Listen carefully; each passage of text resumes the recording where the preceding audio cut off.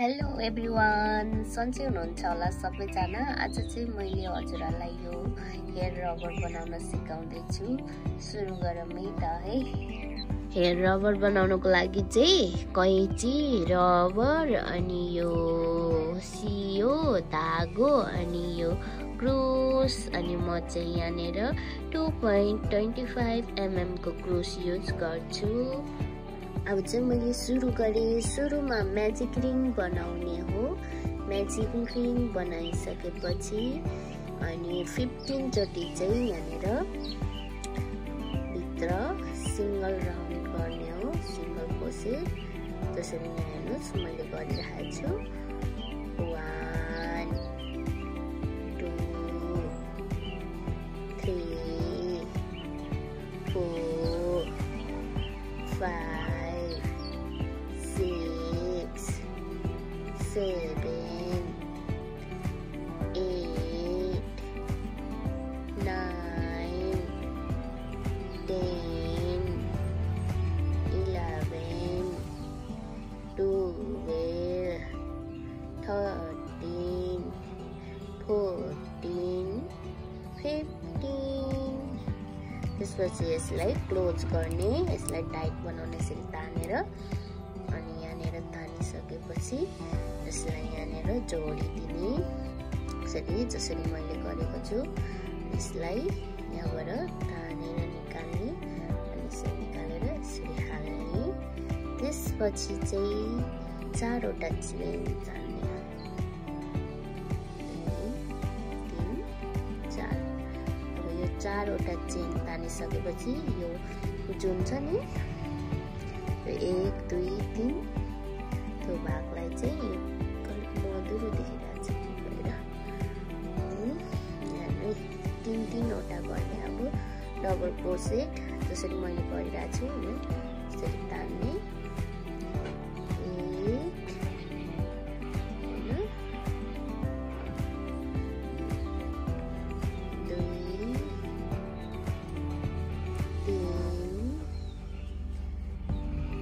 4 5 6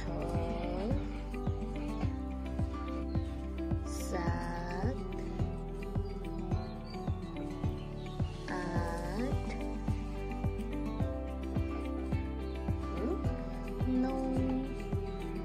9वटा double क्रोसेट तानिसकेपछि चाहिँ यसलाई अब पुरै यहाँबाट यसरी गरेर पुरै तानिदिने। यसरी तानिसकेपछि चाहिँ यसलाई यहाँनिर बन्द गर्ने। बन्द गरिसकेपछि यस्तो हुन्छ। अनि अब यसलाई चाहिँ अब फेरि 4वटा तान्ने, 1 2 3 4। अब यसरी नै गरेर 4 चोटि राउन्ड लगाउने, जम्मा 5वटा बनाउनु पर्यो। अनि अब यहाँ फेरि सेम प्रोसेस हो। 1 2 3 4 5। अब यसलाई तान्ने, फेरि 3वटा बनाउने। सुरुमा 1 2 3 4 5 6 7 8 9।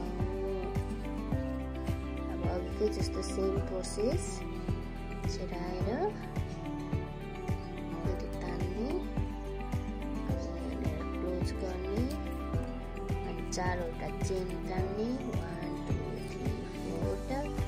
त्यसपछि फेरि यहाँ लगेर यसलाई क्लोज गर्ने, फेरि यहाँनिर निकाल्ने। यसरी गरेर जम्मा टोटल 5वटा बनाउने।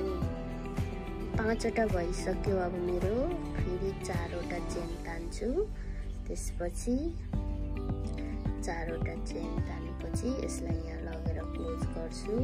यसरी क्लोज गरेपछि यो धागोलाई यसरी तान्छु। यो धागो चाहिँ मैले अलरेडी अघि काटिसकेको थिएँ किनकि सजिलो होस् भनेर। अनि यसलाई यस्तो गर्छु।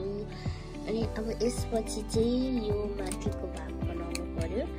यस्तो बनाउनु यहाँनिर यसरी राख्नको लागि चाहिँ मैले यो धागो लिएको छु।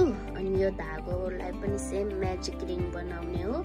म्याजिक रिङ बनाएर अनि यहाँनिर 4 चोटि चेन तान्ने 1 2 3 4। त्यसपछि यो चेन तानिसकेपछि चाहिँ अब यहाँनिर डबल क्रोसेट 5 चोटि गर्ने। 1 2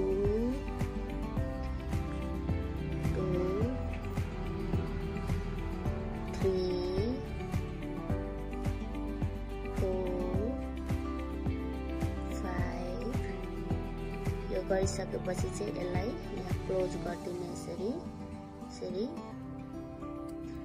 अनि यो पनि क्लोज गरिदिने नर्मली। अब यसरी क्लोज गरिसकेपछि यसलाई यो अलिकति लामो बान्ने भाग राखेर यसलाई काटिदिने।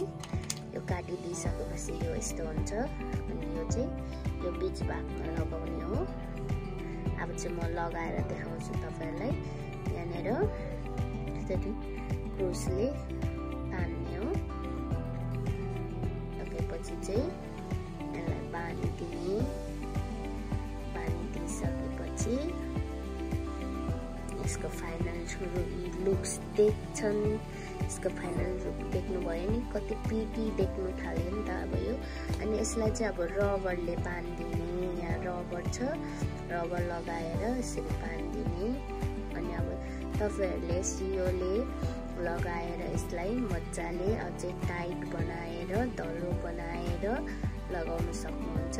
अनि यो सबै लगाइसकेपछि चाहिँ अनि म सियोले टाइट बनाउने अनि यसलाई फिनिसिङ दिने गर्छु। अनि तपाईहरु पनि त्यसरी गर्न सक्नुहुनेछ। म चाहिँ अब भिडियो पनि लामो हुन्छ भनेर त्यति धेरै उयो अलिकति काटेर गरेको छु। तपाईहरु पनि त्यसरी गर्न सक्नुहुन्छ। तपाईहरुले बुझिसक्नुभयो कसरी गरेको भनेर। मैले यो काटकुट गरिसकेपछि यस्तो भएको छ। यी फाइनल लुक चाहिँ कति राम्रो देखिन्छ। अनि अब यो कपालमा लाउँदा त नानी